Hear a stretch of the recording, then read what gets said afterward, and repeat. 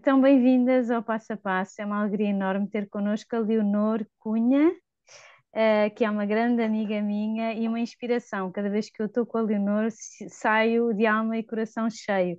Portanto, achei que fazia todo o sentido convidar a Leonor para falar destas duas obras de misericórdia, perdoar as injúrias e sofrer com paciência as fraquezas dos outros, pensando também no percurso da Leonor e no contributo que ela pode dar a este passo a passo. Por isso, passo-te a palavra, Leonor. Muito obrigada. Inês, muito obrigada por este convite, muito imerecido, diria eu, mas estão a ouvir bem, não estão? Eu Sim, estava com sim. medo Sim, só sim, porque estamos estes a ouvir fones bem. Sim, sim, sim. são novos e eu, pronto. Ahm, Pronto, olha, agradeço desde já o convite. Fico muito contente, nem que seja porque eu acho que quando há este pedido para nós pensarmos sobre as coisas que nos acontecem, eu lembro-me quando passava por estas coisas que vos vou contar, havia uma amiga minha que dizia, Linor, escreve essas coisas para não te esqueceres e para fazeres memória também do bom que te acontece, das coisas mais duras, mas as coisas. E é engraçado que preparar também a sessão, ou preparar o que posso dizer sobre aquilo que me foi acontecendo, é também uma ocasião para fazer memória disso e, portanto, eu já acabo esta noite contente, por isso, obrigada. Um, Pronto, olhem, à partida, quando comecei a pensar aqui no tema, eh, a primeira coisa que me ocorreu e que depois também disse à Inês foi: eh, mas eu sou muito incapaz de fazer estas obras de misericórdia. Sou muito, quer dizer, por meu esforço e por meu ativismo, digamos assim, ou por minha proatividade, sou muito pecadora em tantas ocasiões. Nunca faço aquilo que percebo que é o bem final. Ou só porque sou impetuosa, ou porque sou distraída, ou porque mil coisas, não é? E quando eu estava a pensar nestes dois temas, pensei, isto é muito mais uma coisa que me ocorre como eu tenho necessidade de ser alvo disto, preciso que perdoem as minhas injúrias e que o meu marido tenha paciência comigo e a minha mãe também, e a minha filha tantas vezes do que propriamente mais as vezes em que eu posso dar testemunho de uma coisa que fiz, não é? Mas, mas ainda assim, acho que vou tendo a graça, pelo menos nestas duas coisas da minha vida que vos vou contar, ehm, de também Jesus me ir educando para isso mesmo, para ser mais santa. Vou pedindo e ele vai também ajudando. Pronto. Eu sou, só para dizer, tenho 31 anos, sou terapeuta da fala, trabalho com crianças. Já desde que comecei a trabalhar, nunca trabalhei sempre com crianças desde que saí do curso. E, e eu acho que este ponto da fraqueza do próximo sempre foi uma coisa que, agora pensando no assunto, esteve muito presente desde que eu era miúda. Eu acho que no liceu, quando pensava naquilo que queria fazer, quando fosse crescida, um, lembro-me de pensar, eu gostava de trabalhar com alguém necessitado, ou com alguém que precise, gostava de servir alguém, pronto. Sempre foi a minha intuição sobre uma coisa que eu gostasse de fazer. Sempre soube que não queria ficar atrás de um computador, embora isso seja também servir, não é de nenhum desmerecimento, mas eu sempre soube que gostaria de ter um trabalho ativo nisso. E acho que isto foi uma consciência que tive. Não só por, obviamente, vocação natural, cada um tem dons para determinada coisa, não é? E eu sentia-me, sempre senti chamada a ir para os bairros sociais e estar com os miúdos e dar catequese. Portanto, sempre foi uma coisa que a mim não me gostava e eu sentia que gostava de fazer. Mas também, eu acho que por esta segunda coisa, que é muito importante, que é, eu converti-me, tinha 16 anos, já era, acho que mais velha, pronto, já tinha muita consciência. E eu acho que faz alguma diferença na forma como nós olhamos a fé. Hoje dou muita graça quando me vejo. Eu tenho uma filha com 18 meses e, e, e dou-me conta de que, de facto, quando nós recebemos a fé dos nossos pais, quando eu rezo com o rosarinho de manhã ou à noite, ou antes de comer, ou quando falo sobre, ou quando ela vê uma imagem, é, eu percebo que há uma simplicidade mesmo bonita e inata, uma naturalidade, quer dizer, o coração vai se moldando dia a dia e Deus está, não é uma coisa estranha, e nós vamos crescendo assim, e isso é uma graça que eu acho que eu nunca me tinha percebido o que é uma fé transmitida pelos nossos pais e da beleza que isso é. Até agora, eu, por exemplo, outro dia de manhã, quando vamos no carro, rezamos e agradecemos ou a chuva, se está a chover, ou o sol, se está sol. E eu lembro dela uma vez estar a chover e apontar e depois fazer assim, amém. E eu pensei, o que é que ela tem ouvido daquilo que eu lhe tenho dito para reconhecer isto? Uma coisa tão. Estava a chover imenso, como uma coisa que é um dom de Jesus, não é? De Deus. Eh, por outro lado, eu não tive esta história, não é? No liceu acabei por encontrar Jesus e a igreja e, portanto, aconteceu que a minha fé, eu acho que foi moldada de uma forma muito diferente, não é? Eu como vim de uma vida sem Jesus, completamente fora dele, para o encontrar como uma coisa muito atrativa e que é uma resposta à minha vida, hum, acabei por ser acabei por crescer de uma forma muito viva, muito radical. Eu queria muito, muito, muito ver Jesus. Tinha visto aquela vez e por isso converti-me, e portanto depois também queria continuar a ver. E então sempre foi muito exigente, muito, sempre à procura de o verificar, de tocar, onde é que ele está, onde é que ele vive. E por isso eu acho que este ponto também de no trabalho ter esta necessidade, e eu percebi logo isso até o final do liceu, que eu queria trabalhar em alguma coisa que me chamasse a ele. Pronto. Um, Fui percebendo isto concretamente, depois pensei em ideias mais radicais, que depois a vida, e pensei a uma da altura que ia ser missionária para não sei onde, já no liceu, lembro-me de falar sobre isso, mas depois a vida e a circunstância acabou por me manter cá e ir-me conduzindo para este curso. Eu na altura não fazia ideia do que é que gostava de fazer, mas sabia que gostava de trabalhar com miúdos, que na verdade eu começava a perceber que eram os verdadeiros pobrezinhos, no bom sentido, os verdadeiros pequeninos e pobrezinhos de Jesus, eram aquilo que é mais precioso, e portanto que eu gostava de trabalhar com eles.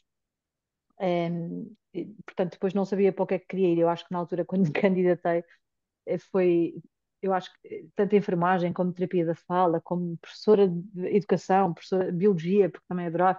Não fazia ideia o que é que eu queria, mas gostava de trabalhar com miúdos. E, portanto, depois acabei por entrar em terapia da fala e gostei muito do curso e comecei logo a trabalhar com crianças. Um, a verdade é que, para vos dizer a verdade, o meu trabalho é diariamente lidar com a fraqueza de um outro. Porque um, eh, todas as que estamos aqui, provavelmente temos trabalhos muito diferentes umas das outras, mas um, a cada uma à sua maneira terá isto no trabalho. O que eu faço diariamente é criar objetivos para uma área fraca de uma criança que, na maior parte das vezes, não consegue cumprir o que eu lhe estou a pedir. Resumidamente, é um objetivo quase. Se eu pensar assim em termos muito racionais no que é que eu tenho para fazer, eu vou para uma sessão de manhã e eu estabeleço um objetivo que eu sei que ela não consegue atingir, não é? E portanto eu estou sempre a lidar com o insucesso e a ter que ajudar a criança a superar estas dificuldades. E por isso, para mim, que sempre fui uma pessoa muito, ao mesmo tempo que sabia que queria fazer isto, não, eu acho que não estava preparada para esta, esta sensação de quando comecei a trabalhar, e à medida que os anos vão passando, não muda, mas vai mudando a minha posição diante dela, que é de muitas vezes de insucesso, pronto, digamos assim. Um, é lidar com as coisas não correrem ao nosso ritmo e à nossa maneira. A verdade é que com o tempo eu vou aprendendo a seguir com muita paciência o ritmo da criança e não o meu. A andar para trás nos objetivos que eu estabeleci, mesmo quando eu acho que ela devia já fazer, porque eu já treinei isto não sei quantas vezes com ela e eu dou-me conta de que não sou eu que dito. E muitas vezes é mesmo o meu trabalho é o lugar onde eu, ao fim de um tempo, me dou conta de que o mais importante obviamente é que ela atinja um objetivo e é o que as famílias também pedem do meu trabalho e é o que é bom para ela. Mas também estar diante de uma criança que às vezes tem 4 anos, outras vezes tem 8 anos, e ajudá-la a ela estar diante desse limite também, não só eu. Ou seja, porque são miúdos que têm, acabam por ter muita consciência das coisas que não conseguem fazer, e muitas vezes verbalizam, eu sou mau nisto, e quando uma criança verbaliza isto, um adulto, nós dizemos, olha, não és nada, e damos uma, quer dizer, fazemos um aconselhamento qualquer, mas uma criança é mesmo, parte do coração, não é? E eu dou-me conta, porque é que parte do coração como a criança, portanto, também quando eu vejo uma amiga a dizer-me, olha, eu não sou capaz de fazer isto, ou eu deveria, e a verdade é que me torna cada vez mais mudada na minha relação, mesmo com o meu marido, com os meus amigos, com a minha família, porque eh, é, é um, com as crianças eu vou aprendendo a amar o limite delas, elas vão aprendendo, eu sinto a necessidade de fazê-las amar tudo isso, e depois percebo que com o passar dos anos, cada vez mais tenho essa consciência diante das pessoas que me são próximas.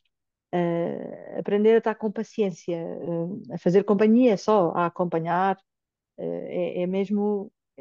É mesmo um trabalho que eu percebo que me foi dado como graça para eu me tornar eh, mais capaz de o fazer, porque eu acho que sem isso não teria havido outra forma de ir amolecendo o meu coração.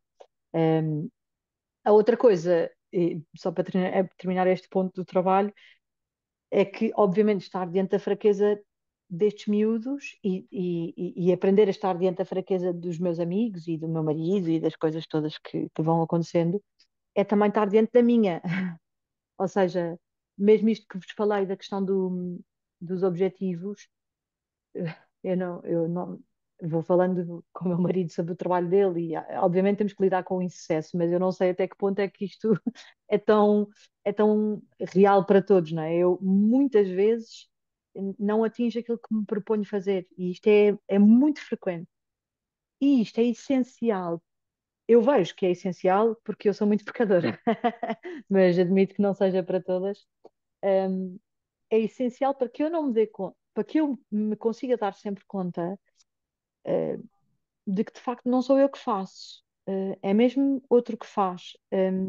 E é aquela sensação que eu tenho às vezes quando tenho ou famílias muito desestruturadas e complicadas, ou miúdos que estão há muito tempo sem evoluir e que às vezes eu tenho que fazer uma pausa, ou sei lá, assim, cenários mais complicados.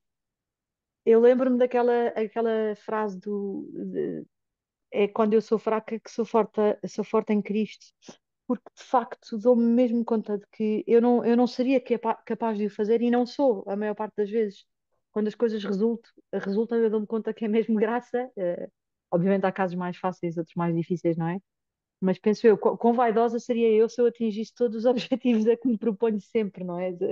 Com todo o controlo e com o ritmo que eu marco sempre, viveria sem Jesus, não? No meu trabalho, sem dúvida.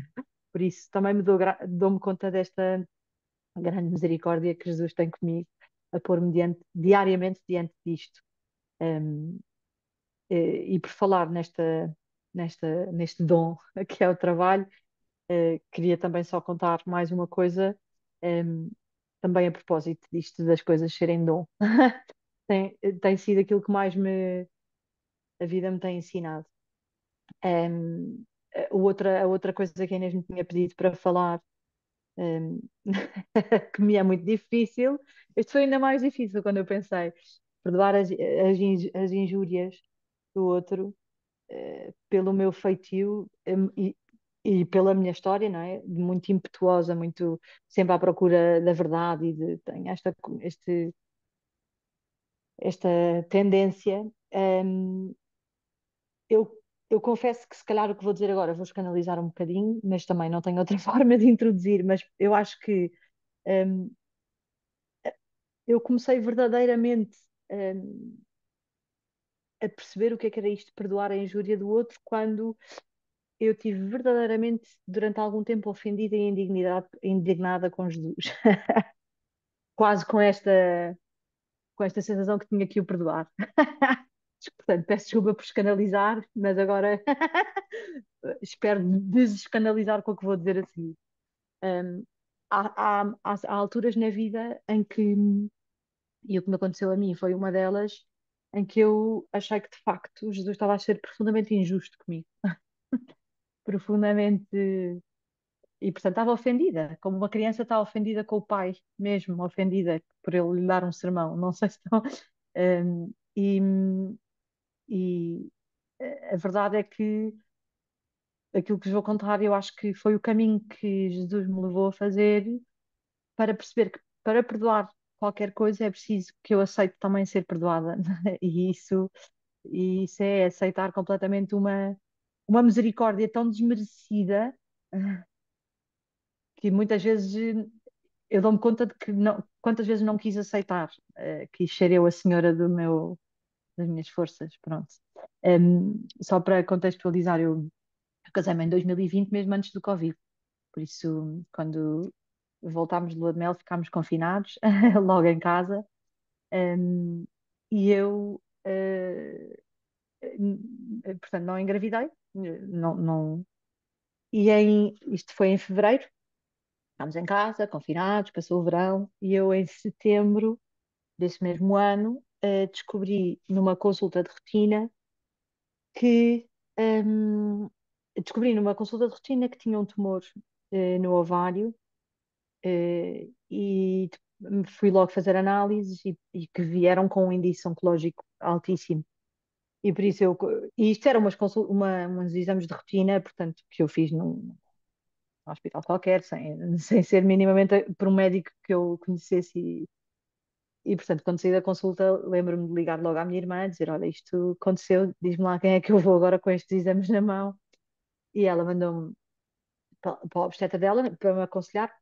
E ele ficou muito, muito, muito assustado com as análises e com a ecografia e encaminhou-me logo para a oncologia ginecológica. E eu lembro de sair desta consulta com este médico mais velho, e sentar-me no carro e, e começar a chorar, a chorar, a chorar, a chorar e a perguntar porquê. E lembro-me da primeira coisa que eu pensei foi: isto não é justo, isto é profundamente injusto. Porque é que isto me está a acontecer? Comecei logo a ir a ficar chateada eh, com ele, com Jesus. E a verdade é que ao mesmo tempo que isto acontecia, também talvez há muitos anos que a minha relação não era tão acesa nesta exigência de que ele me respondesse, pelo menos à pergunta que eu tinha, de porque é que as coisas me estavam a acontecer. E por isso, ao mesmo tempo que era uma relação de uma filha muito ofendida, ainda sem perceber porque é que lhe estava a ser dado tudo isto, era uma relação a cada minuto, e isso é uma coisa belíssima que eu me dou conta que o meu coração não estava mesmo descansado.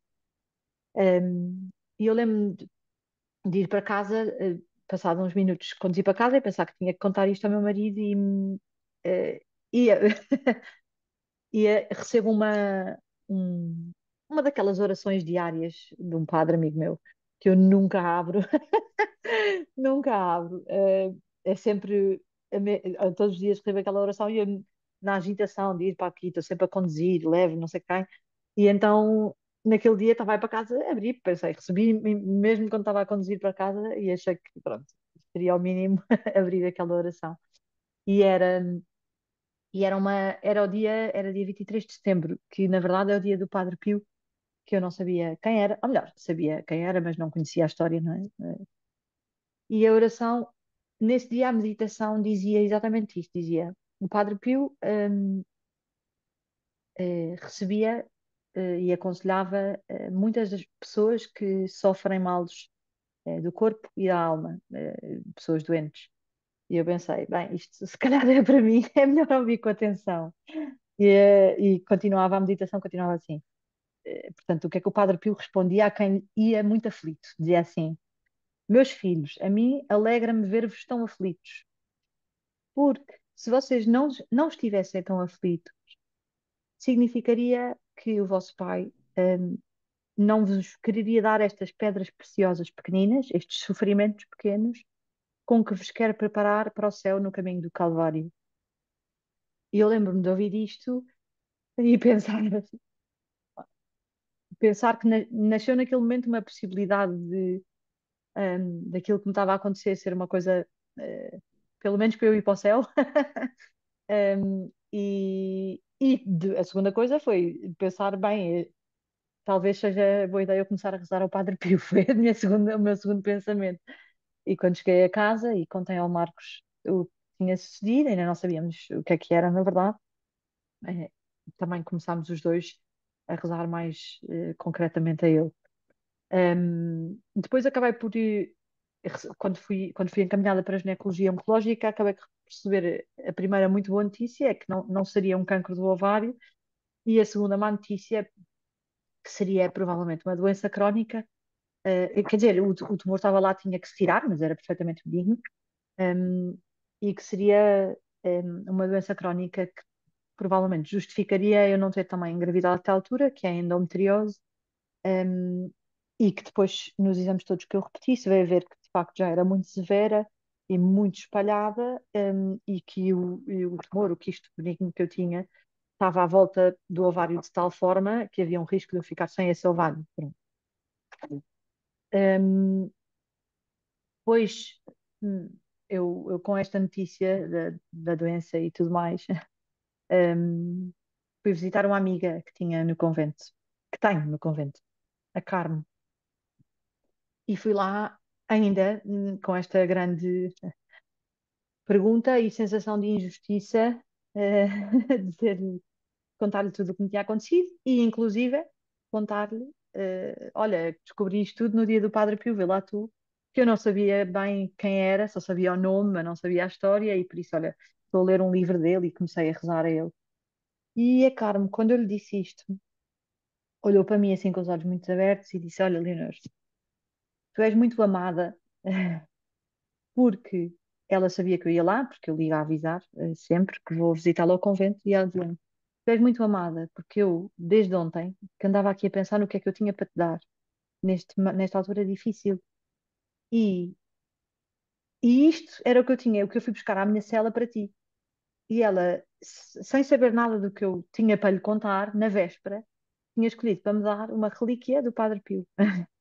Tinha escondida no manto dela desde o dia anterior, um bocadinho do manto do Padre Pio. E quer dizer, eu quando saí dali, fui para casa e pensei, bom, e contei ao Marcos, pensei, pronto, será para o bom ou para o mal, temos que continuar a relar este santo, que alguma coisa nos quer, não é? À nossa história. Um, e, e assim foi, continuámos a rezar, depois recebemos mais umas notícias negativas, porque descobrimos que as minhas trompas podiam não estar a funcionar, ou melhor, não estavam no exame que fiz, não estavam a deixar passar líquido, e portanto o cenário, quando fui para a cirurgia, era este, a endometriose era muito severa, o tumor era tão grande que havia uma possibilidade de eu ter que ficar sem o ovário e as trompas podiam não estar a funcionar. E, portanto, apesar de tudo, fomos entregando esta condição ao Padre Pio, por isso fomos com a relativa tranquilidade para a cirurgia. E a verdade é que quando o Marcos deixou-me lá, entregou-me lá no sítio, eu entrei para a parte da cirurgia e ele desceu à capela do Hospital da Luz. E a imagem que estava no Hospital da Luz era um crucifixo e ao lado estava o Padre Pio. E ele conta que caiu de joelhos e lá ficou à frente mais uma vez. E quando acabou a cirurgia, a médica veio ter comigo umas horas depois e disse: Leonor, olha, eu não sei como é que isto aconteceu. Era muito difícil tirar a endometriose toda, toda, toda, sem lhe estragar nada, mas nós conseguimos. E era muito difícil tirar o tumor todo sem lhe estragar o ovário e nós conseguimos. E as suas trompas estão ótimas. Por isso, na verdade, a Leonor pode engravidar à vontade. E eu lembro de estar a ouvir aquilo, ela estava assim também meio embasbacada, e de nós sairmos dali e a pensar, pronto, então eu estou bem. A verdade é que eu nunca mais engravidei.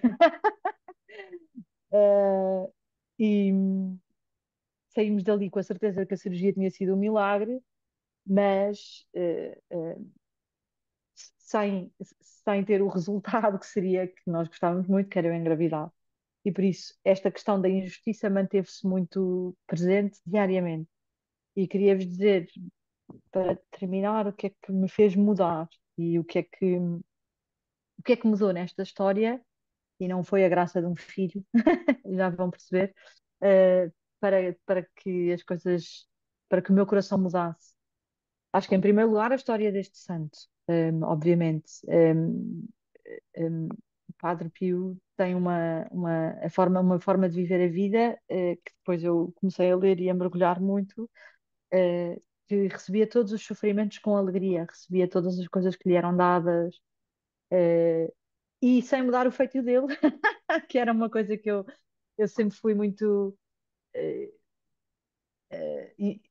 tempestuosa, digamos assim, e portanto, diariamente isto estava sempre presente, não havia noite que eu não me deitasse em lágrimas a perguntar-me porquê, e portanto também me acalmava ver que o Padre Pio tinha também um feitio muito difícil, e pensar que alguma coisa eu poderia, alguma pequenino, algum resto de santidade eu poderia atingir assim, pronto, mesmo que ao de leve. Em segundo lugar, obviamente, a minha relação com o Marcos, com o meu marido. Para mim foi impressionante e foi aqui que eu acho que as coisas começaram a mudar. Sempre que eu chegava e eu tinha uma destas crises e porque é que eu não vou poder ser mãe e porque é que Jesus nos dá isto, tá, tá, tá, tá, tá, tá. E ele dizia, ele estava sempre a rir-se, estava sempre tranquilo, todos os dias, sem problema absolutamente nenhum, e dizia sempre, Leonor, não te preocupes, o que acontecer será para o nosso bem, mas isto sem nenhum moralismo, aquilo era mesmo uma coisa que o coração dele estava a dizer hum, não era uma coisa enfiada na cabeça porque alguém lhe tinha dito, olha, mas era mesmo uma tranquilidade imensa. E por isso, se ele olhava tudo assim, como um dom possível, bolas, eu comecei a sentir alguma pressão para que eu me desse conta do que é que ele se estava a dar conta e eu não, não é? Pronto. E isso, e isso era super, super provocador. Um, a verdade é que depois, com o tempo, eu dei-me conta de que a doença, a infertilidade, mesmo o Marcos e todas estas coisas, de facto, eu fui-me apercebendo que são mesmo um dom. E por ser um dom é que há uma hipótese de eu entrar em relação com Jesus, porque como vos disse, fui-me apercebendo que desde o princípio isto estava presente, vivíssima e muito acesa. E é possível, de facto, receber todas as coisas que achamos que são injustas para connosco de uma forma alegre, alegre e certa de que é mesmo para um bem. Quando isto foi acontecendo no meu coração, porque demorou algum tempo, fizemos uma peregrinação à terra do Padre Pio, um bocadinho para entregar aqui entregar o nosso pedido e confiá-lo. E quando isso aconteceu, eu engravidei na semana a seguir. Mas não era com essa. Foi mesmo um dom, foi mais um dom por eu me ter apercebido que, de facto, isto só poderia ser dom e não como projeto meu, nem uma ideia minha. E, de facto, só passando a olhar, e eu acho que isto foi a mudança essencial, para Jesus, em vez dos meus sofrimentos e da minha angústia, é que as coisas começaram a mudar, porque de facto nós podemos viver, eu podia continuar a viver completamente centrada em mim, e isto mudou a minha forma de estar no trabalho, não é? Na relação com uma colega difícil, ou com o meu chefe que é injusto comigo, ou com tantas coisas que nos acontecem, ou com uma amiga que nos ofende, ou que nos trai de alguma forma pequena, é tão para mim era tão difícil perdoar no sentido de achar que não é preciso ter razão, e então, quer dizer, isto é completamente razoável quando eu deixo de olhar para mim e para aquilo que eu sofro, e quando passo a olhar para a pessoa que está diante de mim. Eh, e isso mudou a forma de eu estar diante disto, da infertilidade, mas diante de toda a gente e de todas as circunstâncias, e, e olhar para tudo como uma possibilidade de bem e não naquilo que me está a ofender a mim, não é? As minhas coisinhas tão mesquinhas e tão pequeninas, não é? isso muda também muito a relação com o marido, não é? Que às vezes nós achamos, pelo menos eu, faz tantas coisas para me irritar especificamente e que na verdade não é verdade, não é? É, é outra coisa. O olhar deixa de estar em mim e estar posto em Jesus e por isso aprender a ser perdoada ajudou-me também, olha, a estar diante dos outros perdoando. E pronto, Inês. Bem, Era Leonor, isso. eu estou completamente arrumada com esta partida, embora eu já soubesse a história, ouço com o impacto da primeira vez e com vontade também de digerir toda esta mensagem que é muito forte, sabendo também que tu agora estás à espera do Pio. Do Pio, agora vem o Pio. Exatamente, agora veio o Pio. Não sabemos se vai ser padre ou não, mas Pio é de certeza. Exatamente, exatamente.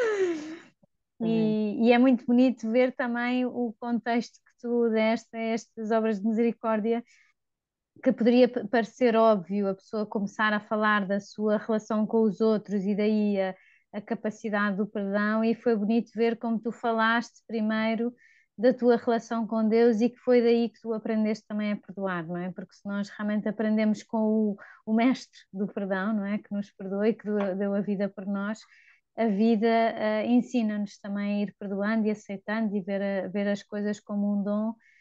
Não tirando também a primeira parte, que do meu ponto de vista foi super bonita, a questão das fraquezas, não é? Aprender a lidar com a frustração e com a evolução própria de uma aprendizagem, que é uma aprendizagem de uma criança e que também é a própria aprendizagem no trabalho e em toda a vida, não é? Estamos sempre a aprender e eu aprendi imenso nesta sessão e fico com vontade de guardar este tesouro maravilhoso que, graças a Deus, fica gravado para mais tarde recordar. Portanto, agora, como só temos mais 3 minutos, eu não vou abrir a perguntas, porque senão não conseguimos enquadrar neste tempo de Zoom. Mas pronto, também fica aqui. Se alguém quiser falar pessoalmente com a Leonor, eu acho que ela me deixa Claro, partilhar o contacto. claro que sim. Eu tenho esse dom, de vez em quando consigo encontrar-me com a Leonor e poder beber da sua experiência e da sua santidade. Mas obrigada, Leonor, também pela tua vulnerabilidade, Obrigada, eu. ajuda imenso e vamos todos rezar pelo Pio para que nasça bem e que corra tudo bem. Obrigada. Está bem? Obrigadíssima, Leonor. Obrigada, Obrigada a eu. todas. Acho que Obrigada, ficamos aqui. adeus, Obrigada, Leonor. beijinhos, Muito Obrigada, obrigada. Inês. adeus, Muito beijinhos. Beijinho a obrigada. todos. Boa Obrigada. noite. Um Obrigada. beijinho, boa noite. Boa Obrigada. noite. Beijinhos, Tudo muito a correr obrigada. bem.